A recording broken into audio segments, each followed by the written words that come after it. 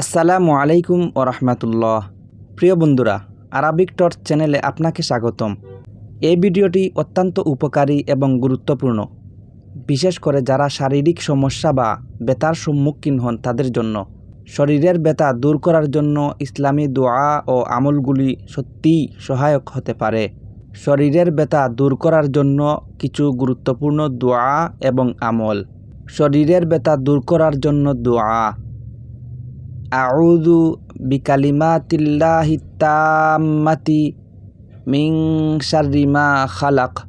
প্রিয় বন্ধুরা, এই দোয়াটি শারীরিক সমস্যা বা ব্যথা থেকে মুক্তি পাওয়ার জন্য পড়া যেতে পারে।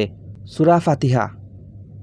সূরা ফাতিহা 7 বার পাঠ করা শরীরের বিভিন্ন ধরনের ব্যথা থেকে আরাম দেয় বলে অনেক মুসলিমদের অভিজ্ঞতা রয়েছে। হাসানাহ বা উপকারী আমল।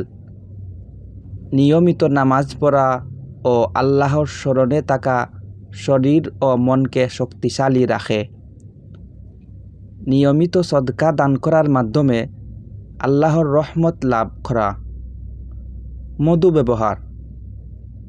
ইসলামে মধুকে চিকিৎসার একটি পদ্ধতি হিসেবে উল্লেখ করা হয়েছে।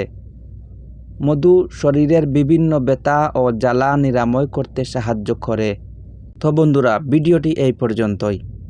সাবস্ক্রাইব করুন আরবিক টর্চ এমন আরও ইসলামিক ভিডিওর জন্য। ভালো থাকুন, সুস্থ থাকুন, নিরাপদে থাকুন।